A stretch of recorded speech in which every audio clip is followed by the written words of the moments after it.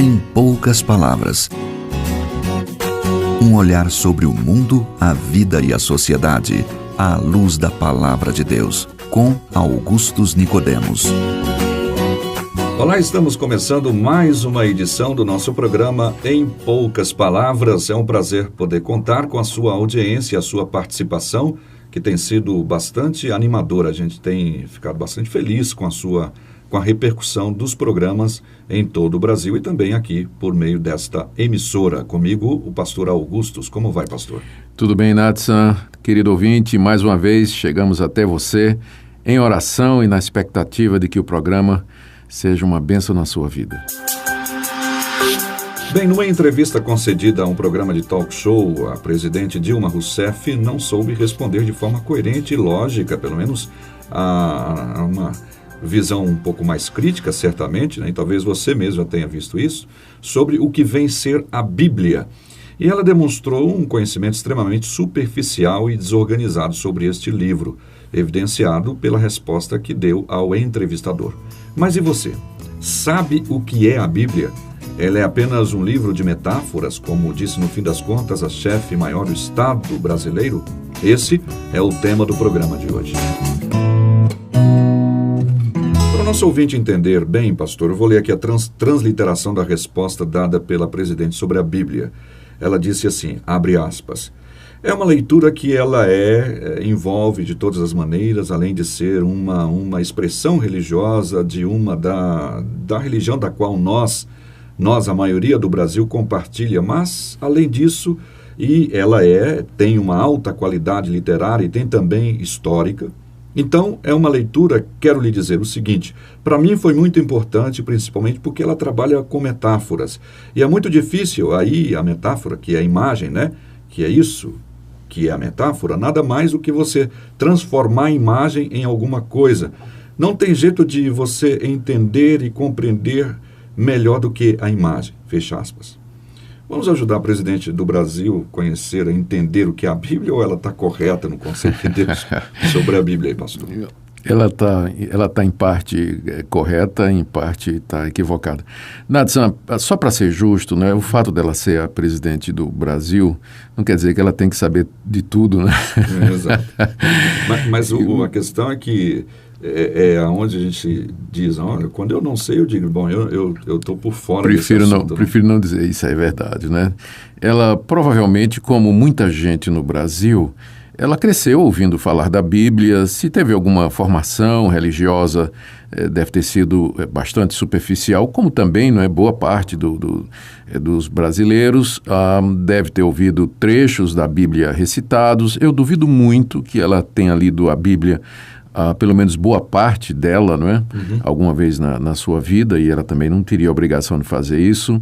Mas a resposta dela revela, de fato, um desconhecimento a respeito da Bíblia.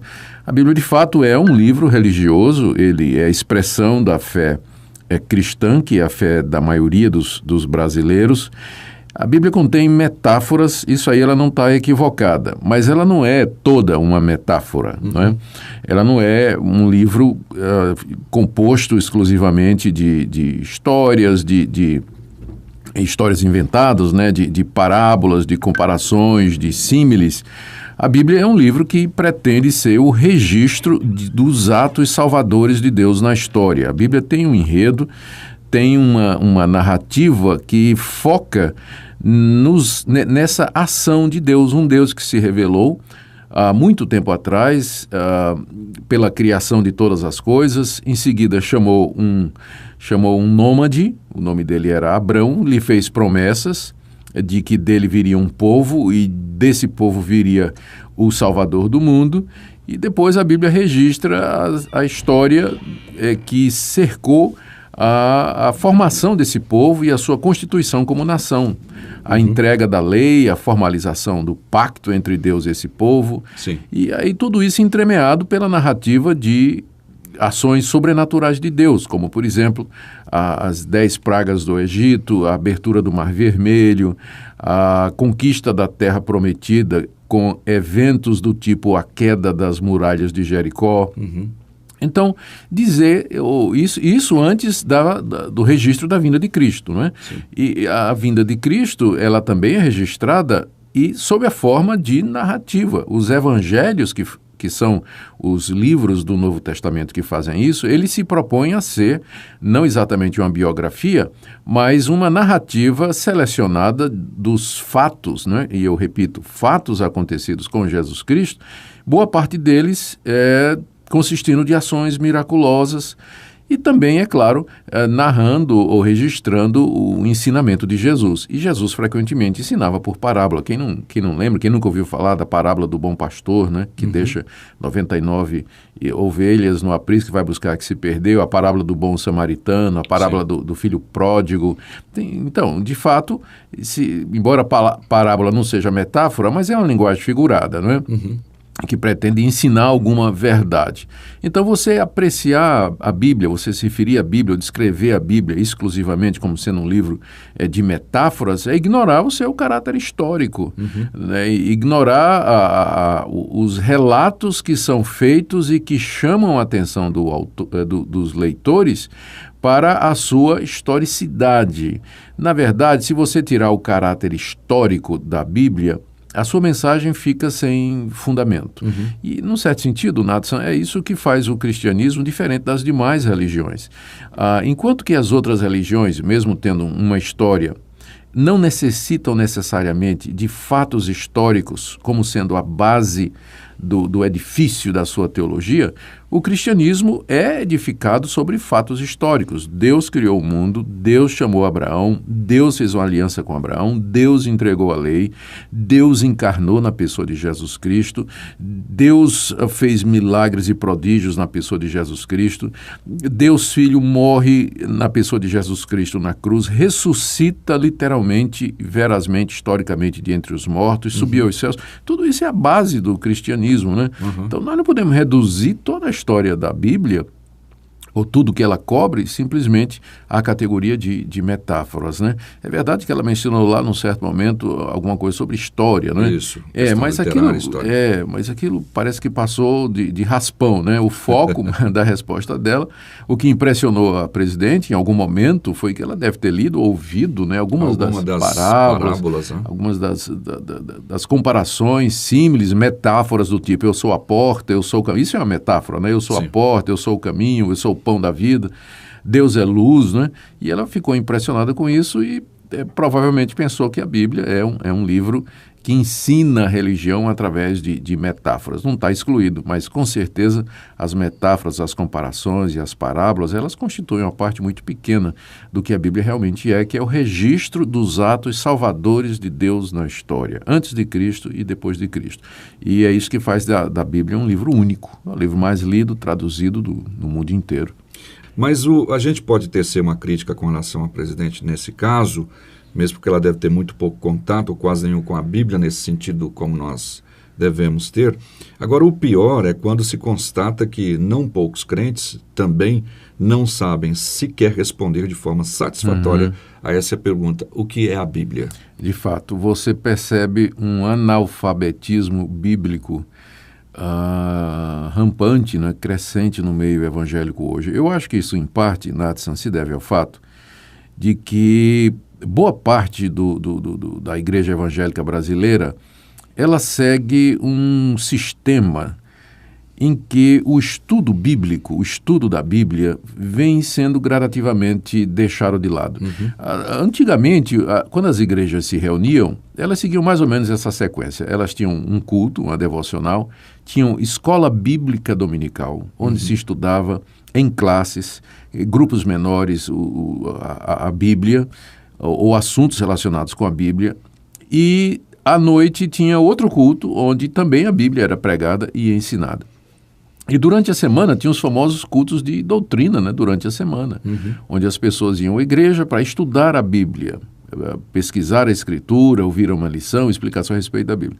Então, houve um tempo em que o evangelicalismo brasileiro valorizava o estudo da Escritura. O que aconteceu? Com a chegada do movimento neopentecostal, a partir aí do final da década de 90, 80, e especialmente a década de 90, as igrejas passaram a ser menos dedicadas ao estudo bíblico e transformaram os seus encontros em shows, né? Em apresentações, em louvorzão. Hoje em dia, você vai para uma igreja, muitas igrejas oferecem o seguinte no domingo: você chega, tem muito cântico, né? O pessoal canta 1 hora, né? 45 minutos, e depois 1 ou 2 testemunhos e vem o pastor e faz uma pregação que, na verdade, ela está ligada à teologia da prosperidade, à batalha espiritual, E aí usa as metáforas, né, o tempo todo. Vai usar as metáforas o tempo todo, ou então está contando experiência pessoal, ou tentando entreter os seus ouvintes, enfim. E aí termina, todo mundo vai para casa e acabou. E durante a semana ninguém, quando se reúne, é para outras coisas. Então, não se estuda mais a Bíblia. Hoje em dia, infelizmente, o estudo sério da Escritura, procurar entender o seu significado, está cada vez mais ausente, eu entendo, por conta dessa mudança de foco trazido pelas igrejas que focam em libertação, culto de prosperidade, quebra de maldição, reuniões de louvor o tempo todo. Não sou contra louvor, mas não pode substituir a palavra de Deus e assim por diante. Inclusive, levantando essa questão, me lembro de uma vez conversando com alguns amigos, uma dessas pessoas disse assim: olha, na nossa igreja tivemos um culto maravilhoso, o louvor foi umas 2 horas, tivemos muito louvor. Pois é. Não teve, ela ainda disse assim, não teve pregação, mas foi uma bênção. E pois é. Como pode? Né? Como pode. Poderíamos até dizer o seguinte: se as músicas evangélicas de hoje, elas tivessem conteúdo doutrinário, conteúdo sólido. Pensa, por exemplo, uma música como Castelo Forte, né? De Martinho Lutero. É uma música boa e ela tem conteúdo. Ela fala de Deus, fala da ação de Deus na história, fala da proteção que ele oferece aos seus, da obra redentora de Cristo Jesus. Mas se pelo menos os louvores modernos eles fossem sólidos, tivesse consistência, tivesse uma letra bíblica que provocasse reflexão e tudo mais, eu até diria tudo bem, né? Pelo menos a Bíblia foi ensinada. Mas hoje em dia, a música gospel, o mercado da música gospel, é voltado para declaração de prosperidade, afirmações do tipo: Deus vai te libertar, Deus vai te abençoar, só falando a respeito da vitória pessoal, de conquista pessoal. É muito difícil, não tem muita consistência nem alimento, né? Então, um culto de 2 horas de música gospel, eu duvido que alguém tenha de fato aprendido muita coisa a respeito de Deus, de Cristo e da sua revelação em eventos como esse. E a gente vai para um culto e vê a Bíblia sendo exposta, a alimentação é completamente diferente, né? A gente sai dali, às vezes até meio chateado, porque aquela palavra incomodou o nosso coração. Sem dúvida, né? O que de fato edifica a igreja, transforma as pessoas, consola, edifica, exorta, orienta, esclarece, ilumina, confronta, é a palavra de Deus. Ok, então ficamos por aqui, né, em poucas palavras, e que você possa conhecer a palavra de Deus, a Bíblia como palavra de Deus, a história da redenção. Vamos ouvir uma música, daqui a pouquinho a gente volta. Que as palavras dos meus lábios e o meditar do agradem a ti,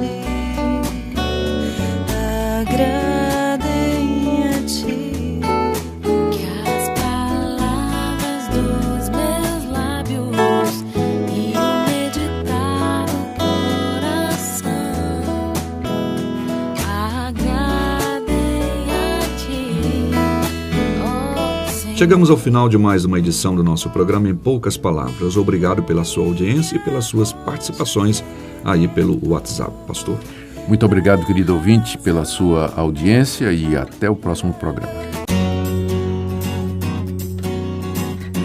Em Poucas Palavras. Um olhar sobre o mundo, a vida e a sociedade, à luz da Palavra de Deus. Apresentação, Nadson Matias. Comentário, Augustus Nicodemos. Um programa da Primeira Igreja Presbiteriana de Goiânia, Rua 68, esquina com 71, Centro. Visite o nosso site www.pipg.org.br. Apoio Seminário Presbiteriano Brasil Central, Goiânia.